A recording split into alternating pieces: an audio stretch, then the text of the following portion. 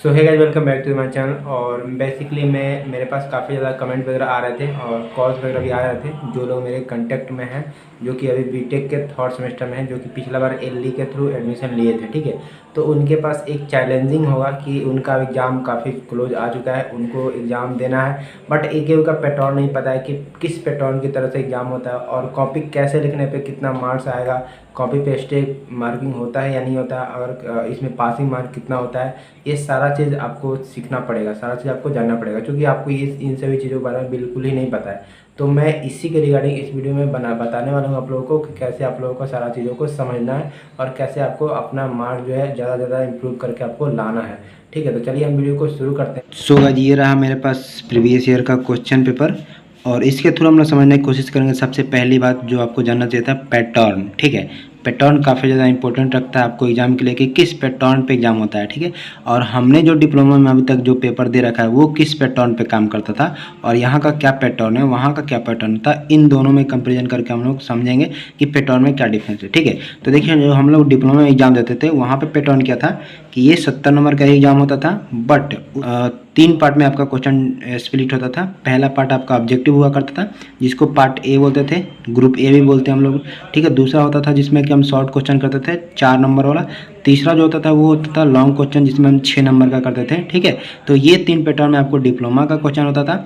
But ये आप BTech करने जा रहे हो तो यहाँ पे देख सकते हो कि क्वेश्चन यहाँ पे 70 नंबर का ही रहेगा, बट इसमें भी आपको 2 पार्ट में डिवीजन रहेगा क्वेश्चन। पहला जो क्वेश्चन डिवीजन रहेगा वो आपको रहेगा ऑब्जेक्टिव टाइप का क्वेश्चन, और वहाँ पे जो आप डिप्लोमा में ऑब्जेक्टिव हम लोग देते थे वो होता था एक क्वेश्चन 1 नंबर का, बट यहाँ पे होता था, यहाँ पे होगा आपका 7 क्वेश्चन 2 नंबर का। ठीक है, यानी कि टोटल 14 नंबर का हो, यानी कि 7 ऑब्जेक्टिव आपको करने हैं आउट ऑफ 10 में से। ठीक है, तो आपको क्या करना है, आउट ऑफ 10 में से आपको कितने करने हैं, ऑब्जेक्टिव 7 करने हैं, जो कि एक ऑब्जेक्टिव आपका रहेगा वो 2 नंबर का नंबर कैरी करेगा। ठीक है, और ऑब्जेक्टिव भी 2 तरीके से पूछे जाएंगे आपको। पहला जो ऑब्जेक्टिव पूछा जाएगा, आप देख सकते हो यहाँ पे कि फिल इन द ब्लैंक के फॉर्म में है। ये है ऑब्जेक्टिव ही, but fill in the blank के फॉर्म में। देख सकते हो कि ए में पूछा हुआ है ये आपका क्वेश्चन, यहाँ पे डैश छोड़ दिया, यानी कि यहाँ पे क्या होगा वो पूछ रहा है आपसे। ठीक है, दूसरा टाइप का अगर आप देखोगे तो इस तरीके से ऑब्जेक्टिव रहेगा। ठीक है, इसमें क्या रहेगा, which of this not the information based system. ठीक है, तो ये इस तरीके से रहेगा क्वेश्चन। तो एक ऑब्जेक्टिव हो सकता है और दूसरा आपका हो सकता है, वो मैं आपको यहाँ पे दिखा रहा हूँ कि ये जो फिल इन द ब्लैंक के फॉर्म में हो सकता है। ठीक है, अब हम लोग नेक्स्ट बात करेंगे कि ये क्वेश्चन जो हो गया ये आपका 14 नंबर का हो गया। ठीक है, अगर नेक्स्ट हम लोग इसके आगे बढ़ेंगे तो आप देख सकते हो कि जो सेकंड नंबर का क्वेश्चन आपको मिलने वाला रहेगा वो कुछ इस तरीके से रहेगा। ठीक है, ये 14 नंबर का टोटल क्वेश्चन होने रहेगा। ठीक है, तो 14 नंबर का क्वेश्चन रहेगा, यानी देखिए आप इतना समझ लो 14 नंबर यहाँ से निकल गया। अब बचा जो आपका 56 नंबर का, वो 56 नंबर आपको डिवीजन रहेगा आपको लॉन्ग क्वेश्चन के लिए। ठीक है, वो शॉर्ट क्वेश्चन इसमें नहीं रहता है, इसमें डायरेक्ट ऑब्जेक्टिव और उसके बाद से लॉन्ग क्वेश्चन ही रहता है। तो लॉन्ग क्वेश्चन में आप देख सकते हो कि 2 नंबर का क्वेश्चन है, तो ये पूछा है 14 मार्क्स के लिए। ठीक है, 14 मार्क्स के लिए, बट इसमें 2 क्वेश्चन कर दिया है, एक ए कर दिया है और इधर देख सकते हो ये इसमें बी कर दिया है। ठीक है, तो ए और बी करके तो ये 7 नंबर का आपका हो गया यहाँ पे, और 7 नंबर का ये हो गया आपका, तो 7 आपका हो गया 14 नंबर का। तो एक क्वेश्चन आपको 14 नंबर का रहेगा। ठीक है, तो 14 नंबर का ये आपको ऑब्जेक्टिव करना ही करना है, ये कंपलसरी होता है। ठीक है, ये आपको यहाँ पर लिखा भी मिल जाएगा कि राइट हैंड में जो है कि आपका नंबर को शो करेगा। और वो there are 9 question in this paper, total 9 question रहेंगे इसमें, जिसमें कि आपको 5 अटैम्प्ट करने रहेंगे इन ऑल।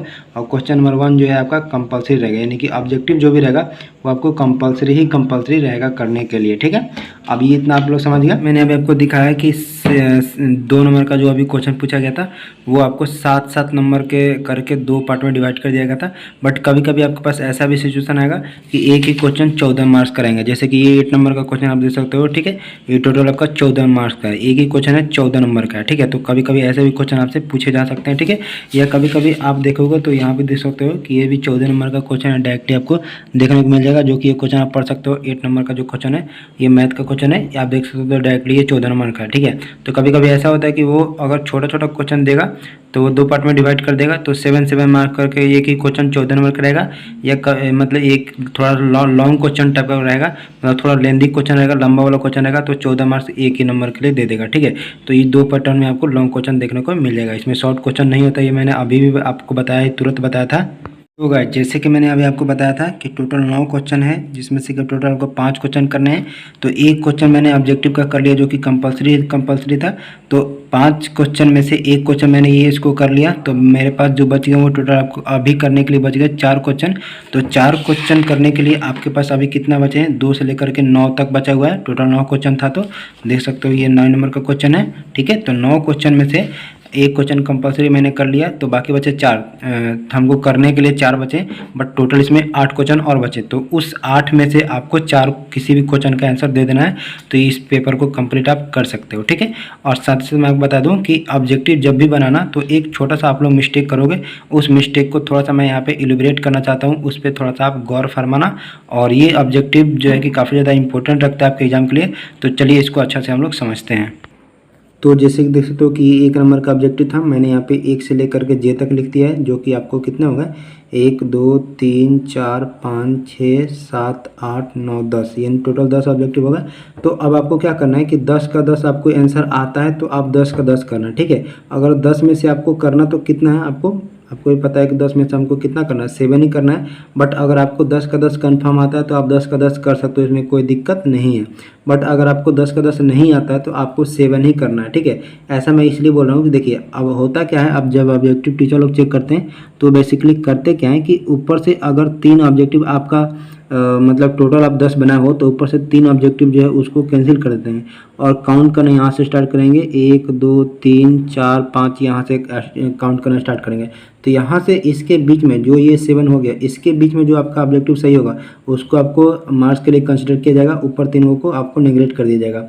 ठीक है, कभी कभार क्या होता है कि ये 3 ऑब्जेक्टिव ऊपर से ना कट करके आपको नीचे से 3 ऑब्जेक्टिव हटा दिए जाते हैं और ऊपर के 7 जो आपको बच गए उसको काउंट किया जाता है 1 2 3 करके, और उसमें से जो सही होंगे उसका मार्क्स आपको दिया जाता है।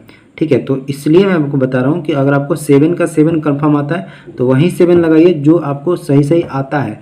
अगर नहीं तो आप 10 कर दोगे तो 10 में से 10 भी आपको सही सही होना चाहिए था, तब वो ऊपर से करे, नीचे से करे, बीच में से करे, कहीं से करे, हमको उससे कोई दिक्कत नहीं। मेरा तो जो भी है वो सही है तो सही आपका नंबर आएगा ही आएगा। ठीक है, बट अगर आपको नहीं आता है तो आपको वही करना ऑब्जेक्टिव जो आपको आता है। ठीक ना, ऐसा नहीं करना है कि 10 का 10 बना देना है और पता चला कि ऊपर वाला 3 कट गया तो नीचे में से मेरा गलती निकल गया।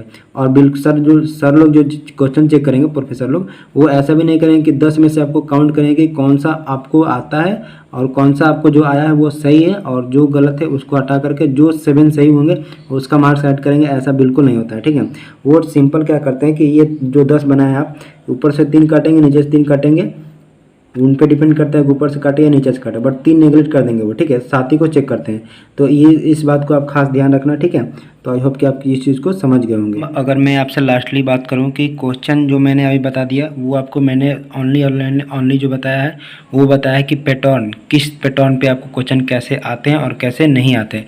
ठीक है, अगर हम लोग बात करें कि कितना टाइम मिलता है आपको क्वेश्चन को सॉल्व करने के लिए, तो आप देख सकते हैं यहाँ पे 3 आवर आपको मिलता है। ठीक है, पूरे क्वेश्चन को सॉल्व करने के लिए सभी पेपर में 3-3 आवर का आपका एग्जाम होगा। आप देख सकते हो सभी में 3-3 है। ठीक है, सब में 3-3 है। मैथ हो या जो भी पेपर आप दे रहे हो वो ऑलमोस्ट 3 ही आवर का होता है। ठीक है, बट अगर इन केस आप मतलब कि कोई पेपर ऐसा है जो थोड़ा सा टाइम टेकिंग होता है तो उसमें आपको 4 घंटे भी दिए जाते हैं। ठीक है, जैसे कि आपको ड्राइंग में मिलता होगा 4 घंटे का। ठीक है, तो इस तरीके से आपको टोटल जो है कि आपका पैटर्न होता है। अब हम लोग ने बताया है वो आपको क्वेश्चन पैटर्न बताया है कि क्वेश्चन किस तरीके से आपसे पूछे जाएंगे। अब मैं नेक्स्ट बात करने वाला हूँ कि पासिंग मार्क कितना होने वाला रहता है। ठीक है, तो जैसे कि आपको मैंने दिखाया था कि पूरा 70 मार्क्स का आपका क्वेश्चन आते हैं। तो 70 मार्क्स में बीटेक में अगर आपको पास करना है तो मिनिमम आपको 25 नंबर लाना पड़ेगा, यानी कि 25 नंबर आपको लाना पड़ेगा पास होने के लिए। ठीक है, वहीं अगर देखें हम लोग डिप्लोमा में तो उसमें आपको 70 में से 28 लाने होते थे और उसका क्वेश्चन का लेवल जो था थोड़ा सा डाउन होता था। ठीक है, लेकिन यहाँ पर क्वेश्चन का लेवल थोड़ा सा अप होता है, तो जिस वजह से यहाँ पे 28 से घटाकर 25 रख दिया गया है। ठीक है, तो ये आपको हो गया मिनिमम पासिंग मार्क, आपको जो लाना रहेगा वो 25 लाना रहेगा। ठीक है, अगर हम लोग बात करेंगे किस क्वेश्चन को किस तरीके से लिखना है, ठीक है, कितने नंबर ऑफ वर्ड में आपको आंसर करने हैं, तो इसका मैं वीडियो एक सेपरेट और बनाऊंगा जिसमें कि मैं आपको बताऊंगा कि कॉपी को किस तरीके से आपको लिखना है, कॉपी में क्या क्या चीज़ें लिखनी है, कैसे कैसे आपको कॉपी वहाँ पे राइट करने हैं। इन सभी चीज़ों को मैं नेक्स्ट पार्ट में डिस्कस करूँगा। ये वीडियो ऑलमोस्ट ज़्यादा लंबा हो चुका है, तो इस वीडियो को मैं यहीं पे क्लोज करता हूँ और नेक्स्ट वीडियो में मतलब कि इसी वीडियो का नेक्स्ट पार्ट आएगा जिसमें कि मैं और आपको अच्छे से बताऊँगा कि कॉपी को आपको कैसे लिखना है, क्या क्या चीज़ आपको कॉपी में देखने को मिलेंगे, सारा चीज़ मैं डिस्कस करूँगा। तो इस वीडियो पर इतना लाइक एंड प्यार एंड सब्सक्राइब कर दीजिए कि कि आपको नेक्स्ट वीडियो बहुत ही जल्द मिल जाए। तो चलिए मिलते हैं नेक्स्ट वीडियो में। जय हिंद दोस्तों।